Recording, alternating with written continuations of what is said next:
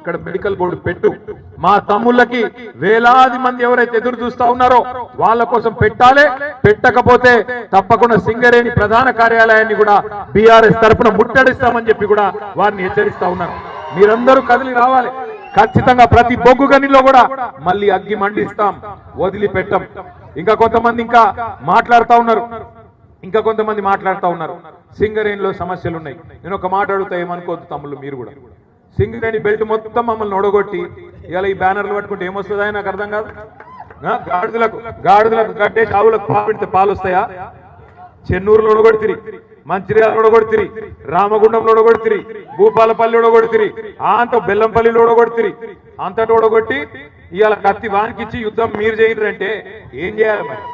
కేసీఆర్ చేసినప్పుడేమో బ్రహ్మాండంగా సింగరేణి కార్మికులకు బోనస్ ఇచ్చి, ఫిట్మెంట్ ఇచ్చి, మీకు ఇచ్చిన 10 వాగ్దానాల్లో 9 అమలు చేసి బ్రహ్మాండంగా మిమ్మల్ని కడుపులో పెట్టుకొని చూసుకుంటే మా వాళ్ళనేమో ఇంటికి పంపిస్తారు. ఇవాళనేమో ఇక్కడ కాగితాలు పట్టుకొని నిలబడతారు. ఏం చేయాలి మరి? కత్తి వానికిచ్చి యుద్ధం అమలం చేయమంటే ఇది ఎక్కడ న్యాయం తమ్మి? ఇవాళ కేసీఆర్ అన్నా మీరెక్కడ? బీఆర్ఎస్ వాళ్ళు కొట్లాడాలి, బరాబర్ కొట్లాడతాం. కానీ కలిసి రండి, కదిలి రండి. మీరు ఇక్కడ గెలిపించిన ఎమ్మెల్యేలను ఫస్ట్ కళ్ళబట్టి నిలదీయండి. ఏం దిక్తుండ్రు మీ ఎమ్మెల్యేలు? ఏం దిక్తుండ్రు మీ చెన్నూరు మంత్రి? ఏం చేస్తుండ్రు మీ మంచిర్యాల ఎమ్మెల్యే? ఏం చేస్తుండ్రు మీ బెల్లంపల్లి ఎమ్మెల్యే? పట్టుకొని అడుగును. ఇదేనా వాళ్ళు ఇచ్చిన మాటలు? అభయహస్తం మేనిఫెస్టో అన్నారు. సింగరేణి గురించి తీయటపుల్లటి మాటలు చెప్పిండ్రు. ఇలా అభయహస్తం మేనిఫెస్టో భస్మాసుర హస్తం అయింది. మీ నెత్తి మీద మీరే చేయి పెట్టుకొని బూడిదయ్యే పరిస్థితి వచ్చింది. అందుకే నేను అంటున్నా, ఓటేసేటప్పుడు కేసీఆర్ గారు చెప్పిండు, చిల్కకు చెప్పినట్టు చెప్పిండు. ఏం చెప్పిండు? రైతు బంధుకు రామ్ అవుతుంది, దళిత బంధుకు జై భీమ్ అవుతుంది, మిగిలేది మొత్తం తెలంగాణను అమ్మకదొప్పుతారని చెప్పిండు. విన్నామా మనం? మీరు వినలే. ఈ జిల్లాలో ఈయనకు ఏమైంది? ఇవాళ భస్మాసురాస్తం వచ్చింది. ఈ దరిద్రం ఎప్పుడు పోతుందా అని చెప్పి ఎదురు చూసే రోజులు వచ్చినాయి. ఇంకొక 2-2.5 ఏళ్ళు ఇల్లే ఉంటారు. మనం భరించాలి. ఒకసారి తప్పు చేస్తే 5 ఏళ్ళు భరించక తప్పదు.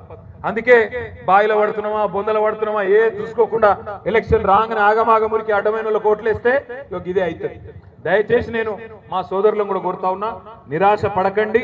గల్లా బట్టి నిలదీసి ఖచ్చితంగా మళ్ళీ బోర్డు పెట్టించి మీకు ఉద్యోగాలు ఇప్పించే బాధ్యత కూడా మేమే తీసుకుంటాం. తప్పకుండా మీకోసం కొట్లాడతాం. కానీ మీరు ముందు గెలిపించిన ఎమ్మెల్యేలను మీరు అడగండి, పోయి రిప్రజెంట్ చేయండి, గట్టిగా అడగండి. వారసత్వ ఉద్యోగాలు అట్లాగే కొన్ని పేర్ల విషయంలో కూడా కొంత ఆ మారు పేర్ల విషయం కూడా ఉంది. ఇవన్నిటినీ కూడా తప్పకుండా పరిష్కారం జరగాలి అంటే మీరు మాకు అండగా నిలబడండి. మా తమ్ముడు సుమన్ నాయకత్వంలో, మా రాజిరెడ్డి గారి నాయకత్వంలో, మొత్తం టీబీజీకేఎస్ ఆధ్వర్యంలో, అదేవిధంగా బీఆర్ఎస్ పార్టీ ఆధ్వర్యంలో ప్రతి బొగ్గు గనిలో, ప్రతి డివిజన్ లో తప్పకుండా మేము గల్లమెత్తుతాం. మీరు మాతో కలిసి రండి. ఈ ప్రభుత్వం ఇవాళ ఇస్తున్న మాటలు చెప్తున్నా, మరి మాటలు ఇస్తున్న హామీలు చూస్తే నవ్వాలనో ఏడవాలనో తెలుస్తలేదు. మింగ మెతుకులేదు కానీ మీసాలకు సంపెంగ నూనె పెట్టినట్టు వెనకటికేవడం. రేవంత్ రెడ్డి కథ గట్లే ఉంది. 1 కోటి మంది మహిళల్ని కోటీశ్వరులు చేస్తారట ఈ మొగోడు. 1 కోటి మంది మహిళల్ని కోటీశ్వరులు చేస్తారట. ఎట్లా చేస్తావురా అయ్యా? మరి 1 కోట్లు అంటే ఎన్ని $1 ట్రిలియన్ నీకు ఎరికేనా అని మొన్న అసెంబ్లీలో అడిగిన నేను. 1 కోటి మందిని కోటీశ్వరులు అంటే 1 కోటి కోట్లు. 1 కోట్లలో ఎన్ని సున్నాలు ఉంటాయో కనీసం తెలుసా రేవంత్ రెడ్డికి? ఏమి తెలియదు. నరకుడే ఏది పడుతుంది. 2500 ఇస్తా, 4000 ఇస్తా, స్కూటీ ఇస్తా, తులం బంగారం ఇస్తా, 15,000 ఇది ఇస్తా, 16,000 అది ఇస్తా, ఇష్టం వచ్చినట్టు నరికిండు. ఇలా కుర్చీలకి కూర్చున్నాడు. ఏం చేయాలనో తెలుస్తలేదు. ఏమంటాడు ఇప్పుడు? నేను లంకె బిందెలు ఉంటాయనుకొని వచ్చినా, ఇక్కడ లంకె బిందెలు లేవు. నువ్వు గట్టిగా అడిగినావు అనుకో, ఏమైరా బైక్ చెప్తీవి కదా, నవంబర్లో రైతు బంధు 10,000, డిసెంబర్లో 15,000, ఏం సంగతి తమ్మి అంటే నీ లాగుల తొండలు ఇస్తా. గట్టిగా అడిగినావు అనుకో, మహిళలకు ఎప్పుడు ఇస్తావురా అయ్యా 2,500, 100 రోజులనే ఇస్తా అంటివి కదా మహాలక్ష్మి ఏడవాయి అంటే నీ గుడ్లు వీకి గోటీలాడతా. ఇదే ఆయనకు తెలిసిన భాష. గుడ్లు వీకుడు, గోటీలాడు, లాగుల తొండలిడ్సుడు, నిన్నగాక మొన్న 3 నెలల పిల్లలు గంటరానుడు. ఈ ఒక ముఖ్యమంత్రి మాట్లాడే మాటలా? గింత లేకి ముఖ్యమంత్రి, గింత చెండాలపు ముఖ్యమంత్రి నాకు తెలిసి భారతదేశంలో ఎవడు లేడు. గింత పెద్ద ఎత్తున దోసుకుంటున్న ముఖ్యమంత్రి కూడా భారతదేశంలో ఎవడు లేడు. అందుకే దయచేసి మిమ్మల్ని కోరేది నేను, రేపు మళ్ళా వస్తాయి జిల్లా పరిషత్ ఎలక్షన్లు వస్తాయి, అట్లాగే సహకార ఎన్నికలు వస్తాయి, సింగరేణి ఎన్నికలు వస్తాయి. ఆగం కాకుర్రి మళ్ళొక్కసారి. మళ్ళా గిట్లనే ఎలక్షన్ రాగానే వాడో 1000 రూపాయలు ఇయ్య, వీడో 2000 ఇయ్య, వాడో చాక్లెట్, వీడో పిపర్మెంట్ జేబులో పెట్టంగానే మళ్ళా ఆగమై ఎప్పటి లెక్క మళ్ళా బొందలు పడితే కాపాడేందుకు ఎవరు ఉండరు. ఈ రాష్ట్రాన్ని సాధించిన నాయకుడు, ఈ రాష్ట్రాన్ని 10 ఏళ్ల పాటు భారతదేశంలో అగ్రగామిగా నిలబెట్టిన నాయకుడు ఎవరు? ఆయననే మనకు శ్రీరామ రక్ష. మళ్ళీ కేసీఆర్ గారిని తెచ్చుకోవాలి. 2028లో ఖచ్చితంగా ముఖ్యమంత్రి చేసుకోవాలి. ఈ రాష్ట్రంలో ఉండే రైతుల ముఖంలో చిరునవ్వు చూడాలి అంటే, ఈ రాష్ట్రంలో ఉండే సింగరేణి కార్మికుల ముఖాల్లో చిరునవ్వు చూడాలి అంటే, ఈ రాష్ట్రంలో ఉండే పేదల ముఖంలో సంతోషం మళ్ళీ కనబడాలి అంటే తిరిగి కేసీఆర్ రావాల్సిందే. ప్రజాస్వామ్యం బతకాలి తెలంగాణలో అంటే తిరిగి కేసీఆర్ రావాల్సిందే. ఈ విషయంలో ఇంకొక మాట కూడా నేను చెప్పాలి. కాంగ్రెస్ వాళ్ళు ఇట్లున్నారు, బీజేపీ వాళ్ళు ఏమైనా చక్కగా ఉన్నారంటే వాళ్ళు ఏం చక్కగా లేరు. ఇంత అవుట్ రైట్ గా రేవంత్ రెడ్డి దోపిడీ చేస్తుంటే సింగరేణిలో మనం అడిగినాం, అయ్యా మీ వాటా కూడా ఉన్నది, కేంద్ర ప్రభుత్వమా మీకు కూడా 49% ఉన్నది, మీరెందుకు అడ్డుకుంటలేరు ఈ కుంభకోణాలను? మీరెందుకు 1000 కోట్ల దోపిడీ జరుగుతుంటే గమ్మునున్నారు? సిబిఐ ఎంక్వైరీ ఏంటి అంటే మేమే బెబ్బెబ్బే, ఇద్దరు దొందే, ఇద్దరు చీకటి దోస్తులు ఒకరినొకరు కాపాడుకుంటా ఉన్నారు. ముఖ్యమంత్రి బావమరిదికి ఇక్కడ సింగరేణిలో టెండర్లు వస్తుంటే ముఖ్యమంత్రి బావమరిదికి ఇక్కడనే వస్తున్నాయి అనుకునేరు మీరు టెండర్లు. కేంద్ర ప్రభుత్వ పథకం అమృత్లో కూడా ఇదే ముఖ్యమంత్రి బావమరిది సృజన్ రెడ్డికి 100 కోట్ల కాంట్రాక్టులు వస్తాయి. బీజేపీ ఎంపీలకు ముఖ్యమంత్రి గారు తెలంగాణలో కాంట్రాక్టులు ఇస్తారు. అట్లా మంచిగా ఇచ్చిపుచ్చుకునే బంధం కాంగ్రెస్ బీజేపీ కలిసి నడుస్తా ఉన్నారు. అందుకే ఒకరి దోపిడీ ఒకరు బయట పెట్టకుండా బ్రహ్మాండంగా కాపాడుకుంటా ఉన్నారు.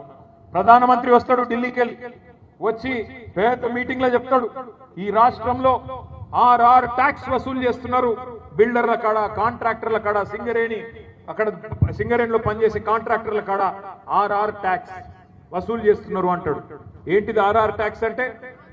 రాహుల్ రేవంత్ ట్యాక్స్ అంటాడు. మరి చెప్పి కూడా 1.5-2 సంవత్సరాలు అయిపోయాయి ప్రధానమంత్రి చెప్పి. మరి 2 సంవత్సరాలు అయిపోయినా కూడా ఎందుకు విచారణకు ఆదేశిస్తలేడు ప్రధానమంత్రి గారు? హోంమంత్రి అమిత్ షా వస్తాడు, తెలంగాణ ATM గా మారిపోయింది, కుంభకోణాలు చేస్తున్నారు కాంగ్రెస్ వాళ్ళు, ATM అయిపోయింది తెలంగాణ కాంగ్రెస్ పార్టీకి అంటాడు. మరి దొంగలు ఎవరు పట్టుకోవాలి? హోంమంత్రి పట్టుకోవాలనా లేదా? పోలీసుడే పట్టుకోవాలి కదా. మరి దొంగను పట్టుకునే పోలీసులకు అధ్యక్షుడిగా ఉన్న హోంమంత్రి ఇలా ఆయన వచ్చి ATM గా మారిందంటాడు తప్ప కార్వాయి చేయడు, విచారణ జరిపించడు. ఒకళ్ళ దొంగతనం ఒకళ్ళు బయట పడకుండా మంచిగా భద్రంగా కాపాడుకుంటా ఉన్నారు. ఇంకా దాని మీదకెళ్ళి ఒక కొత్త కుట్ర. ఇంత బ్రహ్మాండంగా గోదావరి నది మీద కేసీఆర్ గారి నాయకత్వంలో కాళేశ్వరం ప్రాజెక్టు మనం కట్టుకుంటే ఆ కాళేశ్వరాన్ని ఒకడు కూలేశ్వరం అయిపోయిందంటాడు. 1,00,000 కోట్లు కొట్టుకపోయినాయి అబద్ధాలు మాట్లాడతారు. 1,00,000 కోట్లు అప్పు అయిపోయింది తెలంగాణలో అని చెప్పి తప్పుడు మాటలు మాట్లాడతారు. ఇట్లా ప్రజలను ఇంకా కూడా 2.5 సంవత్సరాలు గడిచిన తర్వాత కూడా 3 బడ్జెట్లు ప్రవేశపెట్టిన తర్వాత కూడా 3 నెలల్లో అమలు చేస్తామన్న హామీలు అమలు చేయకపోగా ఇంకా కూడా ప్రజలను మళ్ళీ బుకాయించే ప్రయత్నం చేస్తా ఉన్నారు కాంగ్రెస్ బీజేపీ 2 పార్టీలు కలిసి. కాళేశ్వరాన్ని ఇవాళ కూలేశ్వరం అయిపోయిందంటున్న సన్నాసులు నేను అడుగుతా ఉన్నా, 2014 ముందు తెలంగాణలో పండిన పంట ఎంత? 2021-22లో పండిన పంట ఎంత? కాంగ్రెస్ ప్రభుత్వం ఉన్నప్పుడు ఆనాడు తెలంగాణ ప్రాంతంలో 2014 ముందు దుర్భిక్షమైన పరిస్థితులు ఉన్నమాట వాస్తవం కాదా? తెలంగాణలో పంటలు ఎండిపోయి నీళ్లు లేక ఆఖరికి బోర్ల మీద ఆధారపడ్డ రైతులు బొక్కబోర్ల పడ్డ మాట వాస్తవం కాదా? తెలంగాణలో ఆనాడు 24 లక్షల మెట్రిక్ టన్నులు పండే పరిస్థితి నుంచి కేసీఆర్ వచ్చినాక 1,50,00,000 మెట్రిక్ టన్నులు పండిన మాట వాస్తవం కాదా? భారతదేశం మొత్తంలోనే పంజాబ్ ను హర్యానాను తలదన్ని నెంబర్ 1 రాష్ట్రంగా తెలంగాణ నిలిచిన మాట వాస్తవం కాదా? ఇది కాళేశ్వరం పుణ్యం కాదా? ఇలా మాట్లాడుతున్నారు. ఇక్కడికి వచ్చి ఆదిలాబాద్ జిల్లాకు వచ్చి తుమ్మిడి గట్టి కడతాం, ఎక్కడ కడతావు కనీసం ఐడియా ఉందా? DPR ఉందా? పక్కన మహారాష్ట్రతో ఒప్పందం అయిందా? ఎన్ని మీటర్లకు కనీసం అంగీకారం అయిందా? ఏది లేదు. బడ్జెట్ లో పెట్టింది 52 కోట్లు, కానీ కడతాం, ఏక్తాం, పీక్తాం అని మాటలు మాత్రం కోటలు దాటుతా ఉన్నాయి. బడ్జెట్ చూస్తే మీరు చూడండి కావాలంటే జర్నలిస్ట్ మిత్రులు, 52 కోట్లు మాత్రమే పెట్టినారు. మరి 52 కోట్లతో ఎన్ని సంవత్సరాలు కడతారు? 100 సంవత్సరాలు కడతారా? 1000 సంవత్సరాలు కడతారా? ఇట్లనే మాటలతోనే టైం పాస్ చేస్తారా? ప్రభుత్వం చెప్పాలి. కడతామని బిల్డప్ తప్ప ఇంతవరకు అతి లేదు, గతి లేదు. ఒకటి మాత్రం వాస్తవం, కాళేశ్వరం కట్టింది మరి తెలంగాణకు న్యాయం చేయడానికి, తెలంగాణకు లాభం చేయడానికి. సింగరేణిని లాభాల బాటలో నడిపింది, కార్మికులకు బోనస్లు ఇచ్చింది, బ్రహ్మాండంగా సింగరేణిలో వారసత్వ ఉద్యోగాలు ఇచ్చింది ఈ రాష్ట్ర ప్రజలు, ముఖ్యంగా సింగరేణి కార్మికుల సంక్షేమం కోసం. అట్లాగే 10 ఏళ్ల పాటు తెలంగాణని అపురూపంగా నడిపింది కూడా, అద్భుతంగా అన్ని రంగాల్లో ముందుకు తీసుకొని పోయింది కూడా కేసీఆర్ నాయకత్వం. ఇవాళ మా సుమన్ ఓడిపోకపోయి ఉంటే, మా దివాకరన్ ఓడిపోకపోయి ఉంటే, మా చంద్రన్న ఓడిపోకపోయి ఉంటే ఇప్పటికే మనకు 4000 పెన్షన్ ఎప్పుడో వస్తుండే. కేసీఆర్ గారి ప్రభుత్వమే వచ్చుంటే 4000 పెన్షన్ ఎప్పుడో వస్తుండే.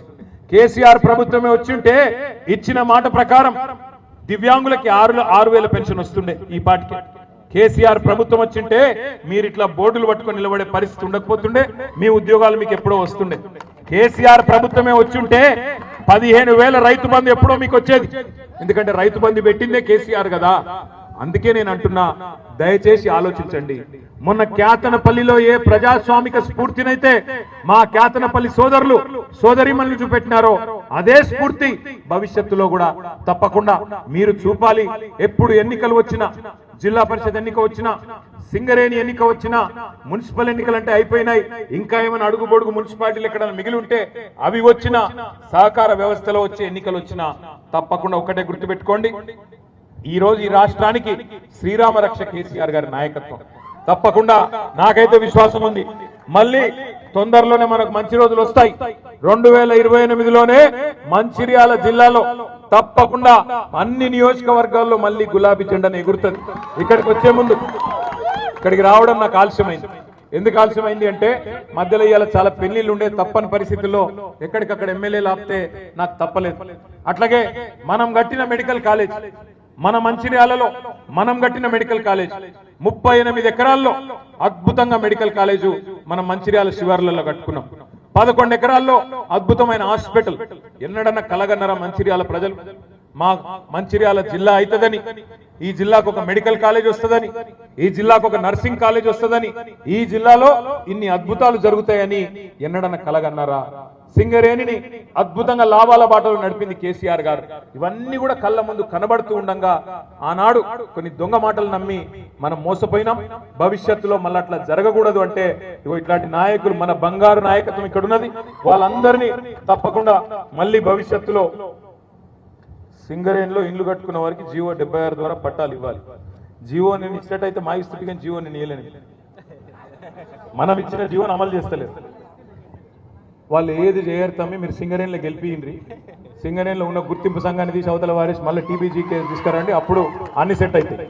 అంతేగాని మనం ఇట్లా కత్తివానికి ఇచ్చి యుద్ధం మనం చేయమంటే బేకారు. ఇప్పుడు ఎవరున్నారు? మనం ఉన్నాం, మా సింగరేణిలో లేం కదా. మరి సింగరేణిలో మళ్ళీ కనీసం అక్కడన్నా తీసుకురాలి. 3-4 నెలలు ఎలక్షన్ ఉందట, టీబీజీకేఎస్ గెలిపియండి.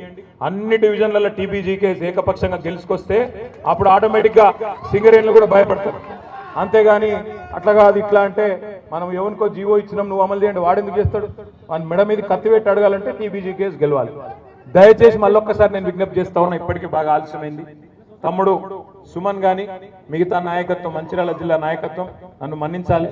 సుమన్ కూడా అలగొద్దు, ఎందుకంటే ఆలస్యంగా వచ్చినా అలిగిండు. ఆడ చిన్నయ్య గారి బిడ్డ పెళ్లిండే, దాంతోపాటు మధ్యలో మెడికల్ కాలేజ్ కూడా. ఎందుకంటే వీళ్ళకి అలవాటు కాంగ్రెస్ వాళ్ళకి, మనం కట్టిన బిల్డింగ్లకు ఆయన రంగులు పూసి రిబ్బన్ కట్ చేసి మేమే కట్టినామని చెప్తారు లంగాలు వాళ్ళు. అందుకే మనది మనం కట్టినామని చెప్పుకోవాలి కనీసం అని చెప్పి దివాకరణ చెప్పి అడిగి పోయిన తప్ప వేరే ఉద్దేశం కాదు. మళ్ళొక్కసారి మా క్యాతనపల్లి దయచేసి మీ ఇక్కడ వేదిక మీద ఉన్న నాయకులకు నా ప్రార్థన, మీరందరూ ఆగమాగం చేయకుండ్రి. నేను మెయిన్ గా వచ్చింది క్యాతనపల్లి మున్సిపల్ చైర్పర్సన్ గారిని, కౌన్సిలర్లకు సన్మానం చేసినందుకు. అది సభ్యంగా అయ్యేటట్టు చేయండి, ఎందుకంటే వాళ్ళు మామూలు కాదు. కోట్ల ప్రలోభాలు పెడితే కూడా లొంగలేదు, కోట్ల రూపాయలు ఇస్తామంటే లొంగలేదు. అట్లాంటి వాళ్ళకు ఒకసారి గట్టిగా చప్పట్లతో హృదయపూర్వకంగా అభినందనలు తెలియజేస్తూ మళ్ళొకసారి ఆలస్యంగా వచ్చినందుకు మన్నించాలని కోరుతూ తప్పకుండా మంచిర్యాలలో మళ్ళీ గులాబీ జెండా ఎగరాలని ఆకాంక్షిస్తూ పేరు పేరున అందరికీ నమస్కారం. జై తెలంగాణ. దయచేసి అందరు కూర్చోండి, లేవకండి, డిస్టర్బ్ చేయకండి, కూర్చోండి. దయచేసి అందరు కూర్చోండి. మీరు ఉండు, మీరందరూ కూర్చోండి. ఇప్పుడు ముందుగా క్యాతనపల్లి